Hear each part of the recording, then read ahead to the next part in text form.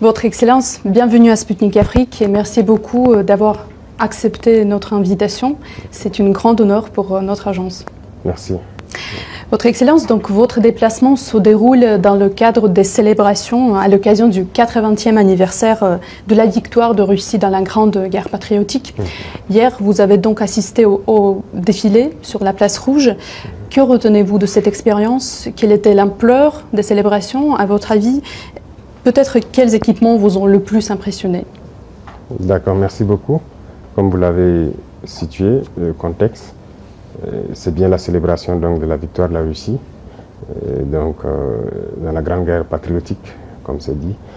Nous avons été beaucoup impressionnés par le défilé, parce que comme le défilé a commencé sur toute la partie motorisée avec les engins, le mythique char T-34 qui a contribué à la victoire, et jusqu'à aujourd'hui aux engins récents, les T-90 et bien sûr d'autres types de missiles qui ont été développés.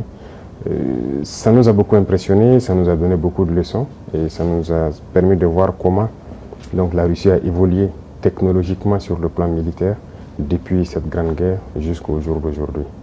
D'accord. Monsieur le Président, et pourquoi a-t-il été important pour vous de répondre à l'invitation du président Poutine et de rejoindre la Russie dans ces célébrations? C'est important pour moi à plusieurs titres parce que d'abord c'est une invitation d'un pays ami. La Russie et le Burkina Faso aujourd'hui sont en étroite collaboration.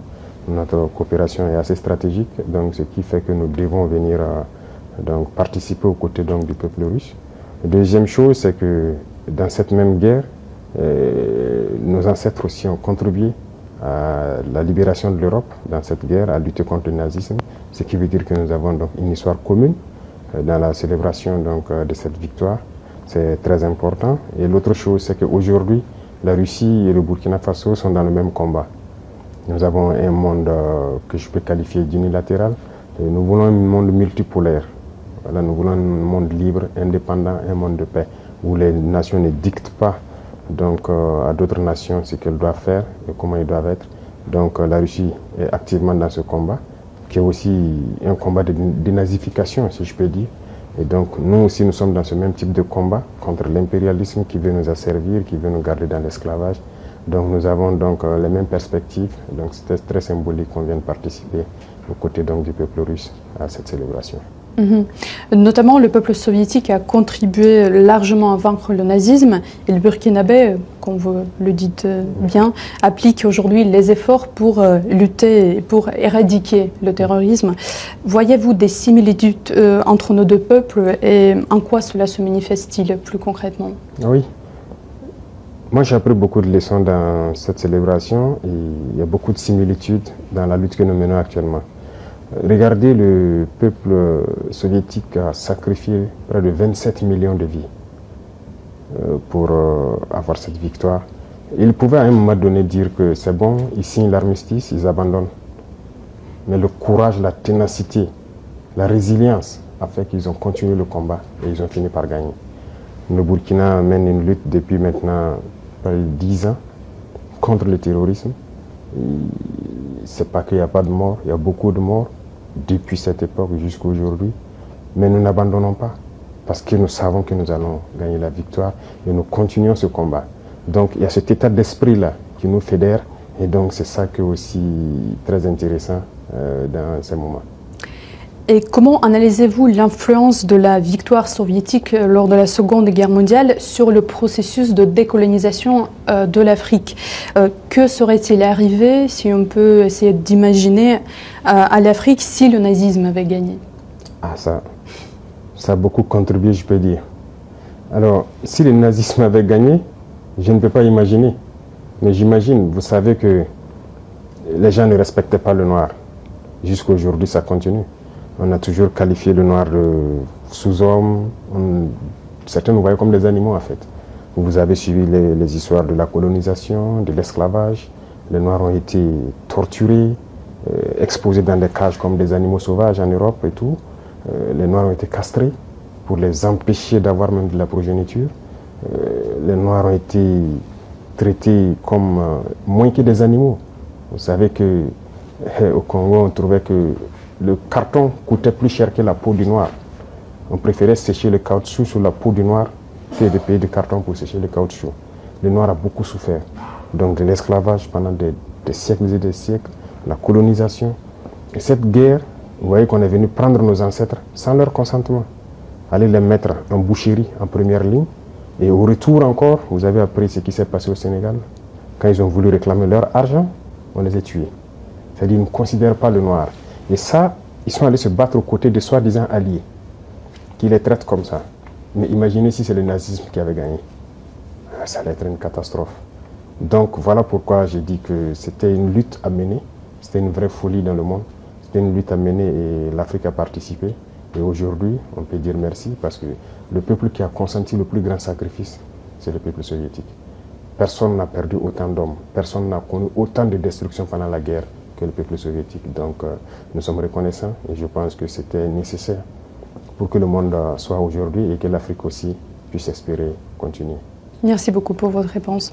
Monsieur le Président, vous avez récemment déclaré que le Burkina Faso sera le tombeau du terrorisme. Oui. Imposez-vous des délais concrets pour le vaincre complètement et comment voyez-vous la future aide de la Russie en ce qui concerne ceci, l'un des axes principaux du partenariat russo-burkinabé? Je l'ai dit parce que le Burkina Faso, nous travaillons à ce que aujourd'hui il y a beaucoup de criminels qui le recrutent pour venir combattre au Burkina Faso. Ce n'est pas du terrorisme, je ne sais pas comment qualifier ça, c'est de la criminalité. Ce sont des bandits qui ont été armés par les impérialistes pour nous déstabiliser, pour nous maintenir dans la guerre permanente et nous exploiter. Et donc, je l'ai dit, nous travaillons à ce que le Burkina Faso soit le tombeau du terrorisme. Il faut que, lorsqu'on recrute quelqu'un pour venir combattre au Burkina, qu'il préfère se suicider. Et ça va arriver. Parce qu'on les équipe, on les forme, on les donne la technologie, ces criminels-là, mais nous nous adaptons permanemment. Actuellement, nous sommes dans une phase assez particulière.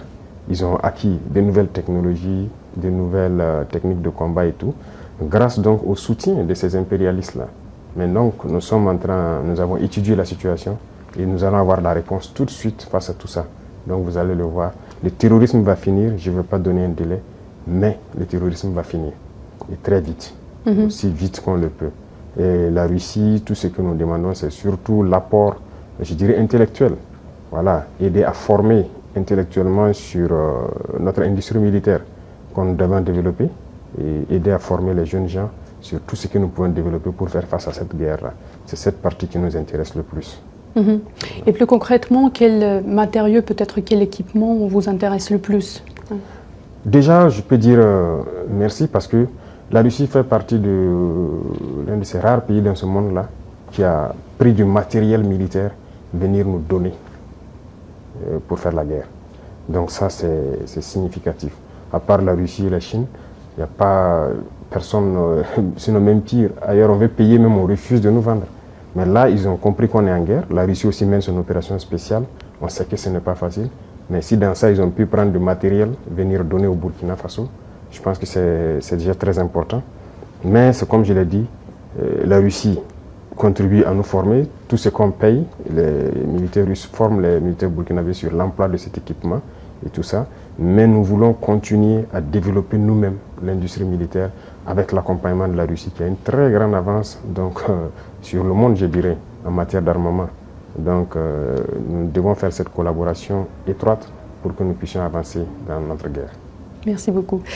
Donc cette dernière année a été marquée par de grands changements pour le Sahel et pour chacun des pays de l'AES particulièrement, dont par exemple la rupture définitive avec la CEDEAO et l'adoption également de ses propres symboles comme le drapeau commun. Dans ce contexte, comment décririez-vous le Burkina Faso d'avant et d'après et comment évaluez-vous l'Alliance des États du Sahel comme un format de coopération régionale? Y a-t-il des projets d'élargissement, probablement? Oui. Pour comprendre l'AES, aujourd'hui, il suffit de regarder la jeunesse africaine. Je pense que la jeunesse africaine a espoir que c'est un modèle d'union. Et nous, dirigeants de l'AES, ça nous donne une pression. Et nous devons réussir. Parce que l'Afrique a besoin maintenant de s'unir. On était dans une organisation qui était censée être une organisation où il y a la solidarité, la coopération, l'entraide et tout. Mais on ne peut pas être dans une organisation où vous dites frères et à un moment donné, on coupe l'électricité pour que les malades meurent à l'hôpital, que l'économie s'arrête, on ferme les banques pour que vous ne puissiez pas avoir accès à quoi que ce soit, vos transferts pour acheter le minimum vital, les médicaments et tout, on a empêché ça à certains peuples sahéliens. On a même formé une armée pour venir combattre les peuples sahéliens. Pendant que le terrorisme sévit depuis des décennies, ils sont incapables de lever un seul soldat pour venir combattre. Ça, ce ne sont pas des frères. Il ne faut pas se voiler la face. Et ça, ce ne sont pas les peuples, ce sont les dirigeants. Sinon, les peuples, quand vous regardez, même ces pays de la CEDEAO et tout, les peuples soutiennent et comprennent l'élan de l'AES. Donc ça nous réconforte à nous structurer, à être un modèle pour qu'à l'avenir, ça puisse s'étendre. Voilà. Mais pour s'étendre, nous avons besoin d'asseoir des bases fortes. Et c'est ce que nous sommes en train de faire actuellement. Donc voilà un peu ce qui a mené à se retirer et à se structurer pour se relancer. Monsieur le Président, pour beaucoup en Afrique, vous êtes plus qu'un président d'un pays, en fait, mais l'incarnation de renouveau panafricanisme. Pourquoi l'Afrique a-t-elle aujourd'hui tout particulièrement besoin d'un, si je peux dire, nouveau Thomas Sankara? Qu'est-ce que cela vous fait, en fait, d'assumer toute cette responsabilité à seulement 37 ans? L'âge n'est pas important. Mais c'est de la pression, je peux dire. C'est de la pression. Il ne faut pas prendre ça, en faire de la folie, de grandeur. C'est de la pression. Moi, c'est un message que la jeunesse me passe et ça me met plus la pression. Si j'arrivais à dormir 2 heures, j'ai réduit mon temps de sommeil à 1 heure. Et s'il ne faut pas dormir, il ne faut plus dormir. Parce qu'ils ont vu quelque chose, sûrement, qu'on est en train de faire. Et selon eux, peut permettre à l'Afrique de sortir donc de cette situation. Et nous, ça nous encourage, ça nous remotive à continuer le combat. Et c'est pourquoi je dis que c'est une pression, c'est une très lourde responsabilité. Et je peux promettre que tout ce qu'on peut faire, c'est de ne pas trahir, c'est de continuer dans notre ligne de combat panafricain, espérer que ça puisse donc prendre donc toute la jeunesse africaine et que le panafricanisme que nous souhaitons tant puisse être une réalité. Parce que l'Afrique a beaucoup souffert. Il est temps qu'on puisse finir, travailler, se développer. Autant les Africains partent ailleurs, voient le mode de vie et tout ce qu'il y a. En Afrique, c'est possible. C'est possible. Donc c'est notre mission et nous allons l'assumer. Monsieur le Président, de plus en plus de pays africains revendiquent la souveraineté et exigent le retrait des troupes occidentales de leur sol. Récemment, par exemple, le Tchad, le Sénégal, la Côte d'Ivoire ont formulé des demandes similaires. À votre avis, où l'Occident s'est-il trompé dans ses relations avec le continent africain? Bon, ce que je connais, c'est notre situation. Nous étions en guerre, nous avons vécu avec les troupes occidentales et tout. Nous avons vu et nous avons décidé de nous séparer de ces troupes-là parce que ça ne cadre pas avec la lutte. Au contraire, ça amplifie le phénomène. Les autres pays qui sont séparés, je ne peux pas me prononcer parce qu'ils se sont prononcés pour se séparer. Mais après, le président Macron a dit que c'est lui qui les a dit de trouver la formule et tout ça. Moi, je ne peux pas rentrer dans ce débat. Seuls eux, ils connaissent la vérité. Mais une chose est sûre, on ne peut pas parler de souveraineté et avoir une armée d'un autre pays sur notre sol qui nous dicte ce qu'il faut faire. L'économie, l'éducation, tout le développement d'un pays est basé sur l'armée. Donc chaque pays devrait développer son armée, être souverain et indépendant. Et donc c'est ce que nous sommes en train de faire. Quand je prends le cas du Burkina, ces armées ont été présentes et ça a contribué à tuer l'armée burkinabé. On ne recrutait plus. C'est eux qui disent quel volume il faut recruter. Il n'y avait plus d'armement, d'équipement et tout. Même les années 85 sous Sankara, on était mieux équipés que voilà, 10-20 ans après. Et finalement, le terrorisme est rentré. Quand le terrorisme est arrivé, on n'avait pas d'armée. On en souffre jusqu'aujourd'hui. C'est dans la guerre que nous sommes en train de créer une armée. Donc c'est normal que ça prenne un peu de temps, on souffre, mais il faut créer une armée. Et sortir de cette guerre, on doit sortir grandi. C'est ce que je dis. Quand je regarde les statistiques de l'armée soviétique, le nombre d'hommes qu'ils ont perdus, mais au sortir de la guerre, ils sont sortis très grands. Et aujourd'hui, aucune armée n'a l'équipement que l'armée russe a. Donc nous aussi, nous devons apprendre de notre guerre. Au sortir de la guerre, on doit être très fort. La souveraineté commence par l'armée. Une fois que vous avez une armée forte, tous les autres volets peuvent facilement se développer. Voilà ce que je peux dire, ce qui a poussé le Burkina en tout cas à se séparer de ces armées-là. D'accord. Un autre sujet qui persiste en fait important, c'est le dossier ukrainien. La Russie se déclare prête à négocier sans conditions préalables, tandis que l'Ukraine pose constamment des contraintes. De plus, Kiev soutient les terroristes au Sahel. Qui ne veut pas la paix pour nos deux pays, à votre avis? Je pense que bien avant maintenant, il y a le président turc Erdogan qui avait réussi à créer un cadre de dialogue. Et je pense que les deux présidents se sont rencontrés en son temps. Ce n'était qu'au début de l'opération. Et nous tous, nous avons espéré que ça aboutisse et que voilà, les armes se taisent et que chacun revienne à de bons sentiments. Mais ce sont les Occidentaux qui sont venus dire au président ukrainien de ne pas accepter. On a suivi ça et finalement, ça donne quoi? Mais moi, je pense que tout ça rentre dans le cadre de la manipulation. Je pense qu'ils se sont fait manipuler. Sinon, les peuples ukrainiens et russes, c'était l'Union soviétique. Ils sont des frères. Comment se fait-il qu'on a pu cultiver la haine, la russophobie au sein de cette population? La guerre n'a pas commencé en 2022. C'est en 2014 que ça a commencé. C'est cette réalité aussi que beaucoup de gens peut-être ne connaissent pas, ou bien qu'on refuse de dire. C'est en 2014 que la guerre a commencé. Et aujourd'hui, on est surpris de voir que les gens rejettent peut-être la balle sur la Russie et tout ça. Quand on bombardait les civils russophones en 2014, qui parlaient? Il y a des images qui sont toujours là. On a enfermé des gens dans des maisons, les brûlés. Il y a des images qui sont là. Mais il fallait agir pendant tout ce temps. Ils ont été manipulés. Et aujourd'hui, la réalité est là. Vous voyez, toute l'aide qu'on donnait, ce n'est pas une aide. On a dit de donner les minéraux. En réalité, l'Ukraine n'appartient plus aux Ukrainiens. On les a manipulés et ils sortent perdants. Tous les secteurs seront gérés par ceux qui les ont conduits dans cette guerre. Et c'était espérer affaiblir la Russie, mais la Russie sera encore plus grande de cette guerre. Donc moi je pense qu'ils doivent comprendre cela et revenir à la raison pour avoir des négociations et aboutir à la paix. Parce qu'ils ont déclaré qu'ils soutiennent les terroristes, vous avez tous suivi ça. Et on le constate sur le terrain également, qu'ils soutiennent effectivement les terroristes. Ce n'est pas une bonne guerre. Je pense qu'ils se trompent éperdument. Ils doivent revenir à la raison. De toute façon, ils peuvent les soutenir, nous les combattrons et nous gagnerons. Donc, s'ils n'ont pas compris jusqu'aujourd'hui que toute cette manœuvre, c'était pour les effondrer et s'accaparer de leurs minéraux critiques, ils peuvent continuer la guerre. Donc voilà ce que moi je peux dire sur la situation. Chaque peuple doit comprendre qu'il faut éviter de se faire manipuler et rentrer dans une situation très compliquée. Voilà un peu ce que je peux dire. Merci beaucoup pour cette réponse.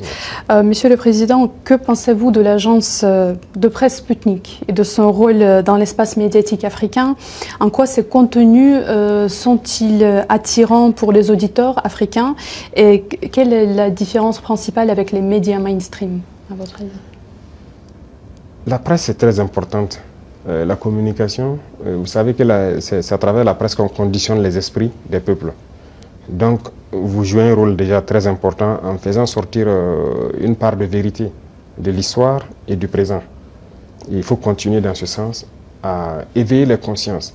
Parce que vous voyez, toute cette presse occidentale et tout ça ont contribué à endormir les consciences des peuples africains. C'est leur narratif qui passe et tout ça. Et on a pu se rendre compte que souvent ils inventent de gros mensonges pour juste diviser les peuples, pour permettre à leur politique d'agir et de faire ce qu'ils veulent, de préparer le terrain et tout. Donc il faut que vous fassiez l'antithèse de ce qu'ils font. C'est-à-dire contribuer à éveiller les consciences et vous avez un rôle important à jouer, surtout en Afrique même. Que l'Africain comprenne son histoire, se réveille et arrête donc de croire aux mensonges de ces médias occidentaux-là. Et vous voyez, quand ça ne les arrange pas eux, quand on leur dit la vérité, ils ferment le média. Et chez nous, quand on ferme un média, ça devient tout un problème. Et ce qui est malheureux, c'est de voir même des Africains soutenir ça. Là-bas, ils ferment les médias comme ils veulent, quand ça ne les plaît pas. Ces mêmes personnes ne parlent pas. Mais quand nous, on ferme les médias, vous voyez des Africains, soi-disant intellectuels, sur les plateaux télé, en train de... On ne sait pas qu'est-ce qu'ils ont pris, mais c'est dangereux. Donc vous avez un rôle très important à jouer, et tous les médias d'ailleurs, pour éveiller la conscience des Africains. Voilà, je dis que nous sommes là pour que les jeunes se réveillent. On n'est pas là dans cette logique de chercher à piller ou truc. On veut construire l'Afrique. Et si les jeunes ne sont pas éveillés, on va les endormir. On fait chanter nos louanges par ces médias occidentaux, on est bien, on est bien. Pourtant, non, c'est faux. Nous, on veut que quand on n'est pas bien, qu'on sache qu'on n'est pas bien. Voilà, et que d'autres personnes prennent le relais. Mais quand ils mentent aussi pour dire qu'on n'est pas bien, on va prouver le contraire. Donc, continuer à communiquer et à éveiller la conscience en Afrique. Voilà. Merci beaucoup. Merci. Monsieur le Président, ensuite, au propos du commandant de l'Africom devant le Sénat américain, votre gouvernement a donc réagi avec fermeté, dénonçant des accusations infondées sur les choix souverains du Burkina Faso. Que répondez-vous à ceux, notamment à Washington, qui continuent de remettre en cause la légitimité de vos partenariats actuels, notamment avec la Russie? Et comment entendez-vous défendre l'image du Burkina Faso sur la scène internationale face à ce type de discours? De toute façon, on est libre de lier les relations avec qui on veut. C'est ça l'indépendance. Donc sur ce volet, ils peuvent continuer à penser ce qu'ils veulent. Nous irons où nous voulons. Voilà, pour peu que ce partenariat puisse être en tout cas mutuellement bénéfique pour chacune des parties. Quant à ces propos, vous l'avez dit, on a protesté à travers le ministère des Affaires étrangères. C'est une chose. Mais je ne sais pas ce qui s'est passé avec ce général. Il y a un souci quand même. Et je souhaite peut-être qu'il fasse son mea culpa. Si on l'a envoyé, qu'il comprenne que ce n'est pas la bonne mission. Si on l'a trompé, qu'il le dise publiquement, ou sinon devant le Sénat qu'il s'est trompé. Ou aussi si c'est une mauvaise intention, eh bien nous allons l'affronter comme il le faut. Parce que tout ce qu'il a dit, c'est du mensonge. Et c'est très vilain de voir un adulte mentir, de voir un adulte officier général d'une grande armée mentir. C'est très grave. D'abord, il a parlé de l'or du Burkina qui sert à ce que nous on utilise pour se protéger et tout. D'abord, c'est l'or du Burkina, c'est pas son or. Ça, c'est la première des choses. En quoi ça le regarde? Ça ne le regarde en rien. C'est le Burkina, c'est l'or du Burkina. Ça ne le regarde pas. Deuxième chose, il ment. Parce que le Burkina n'a jamais eu de réserve d'or jusqu'à ce que nous on arrive. C'est nous qui avons commencé à réserver l'or au trésor du Burkina Faso. Sinon, il n'y avait pas un seul gramme de réserve d'or au Burkina. Ça veut dire que c'est un menteur encore. L'autre chose, quand il dit qu'on utilise pour se protéger et tout, on est libre. Si le peuple a décidé qu'on le gouverne, nous avons le devoir de nous protéger. Donc on est libre. En quoi ça le regarde? Et le volet qui m'a le plus fait mal, pas parce qu'il est général ou parce que c'est un Américain ou quoi, c'est parce que c'est un noir. Et ça fait très mal de voir qu'on utilise un noir pour combattre un noir. Et ça n'a pas commencé maintenant. Il faut que ça s'arrête. Voilà, c'est très dangereux. Même la Libye, qui a détruit la Libye, on a encore utilisé un noir. Dans les films, dans le temps, chez les Américains, les Noirs jouaient toujours le mauvais rôle. Mais on s'est dit que c'est dans le film. Mais pourquoi les Noirs doivent continuer à jouer le mauvais rôle? Et je pense que s'il a entendu cette interview, il doit se regarder dans un miroir, avoir honte, sortir, dire que bon, on m'a fait un faux rapport, je regrette. Il doit le dire publiquement. Si c'est un faux rapport, on l'a fait. Parce que c'est possible. C'est possible qu'on l'ait fait un faux rapport et qu'il sorte dire, parce que vous avez suivi, quand je prends notre voisin, encore, comme je dis entre nous noirs, le ministre de la Défense ivoirien, qui se promène, aller en Turquie, voir le ministre de la Défense turc, et lui dit qu'il ne va nous vendre des armes. Vous voyez comment ça fait mal. Quand c'est un noir qui se comporte comme ça fait très mal. Est-ce qu'on a fait un faux rapport? Qu'il sorte de démentir. Si on l'a envoyé pour créer un problème au Burkina, comme ils ont l'habitude de le faire, eh bien, on va s'apprêter, on va les attendre. Parce qu'il faut que ça s'arrête maintenant. La race noire ne doit pas être utilisée pour combattre les noirs. Et chaque fois, c'est la même chose, c'est la même chose. Et c'est ce que nous déplorons. Et ça nous a fait beaucoup mal de voir que c'est un noir qui tient ces propos. C'est vrai qu'ils peuvent les regretter, par plusieurs canaux, ils essaient de se rattraper. Mais non, ça a été dit publiquement. il faut se rattraper publiquement. Voilà, nous, c'est comme ça. Nous ne sommes plus dans l'hypocrisie diplomatique, comme on aime le dire. Dire des choses haut et fort et venir en bas dire non, on s'excuse, on n'a pas quoi. Il faut le dire publiquement. Donc, je les invite à se rattraper, à le dire publiquement parce que la jeunesse africaine a compris, la jeunesse noire dans le monde entier a compris. Cette manipulation ne passe plus. Voilà, ça a toujours été le cas, utiliser de faux alibis pour espérer atteindre d'autres objectifs. Ça ne passe plus. Donc c'est regrettable, mais le Burkina reste dans sa lignée. Nous continuerons à nous développer.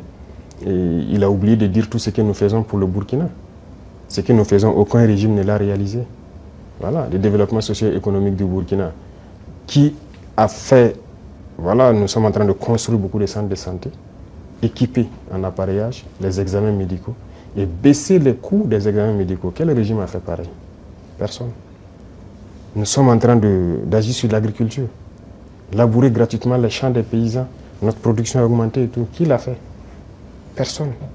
L'armée que nous sommes en train de créer, d'une nouvelle armée, l'armée burkinabé n'a jamais été autant fournie en effectifs, en équipement que maintenant.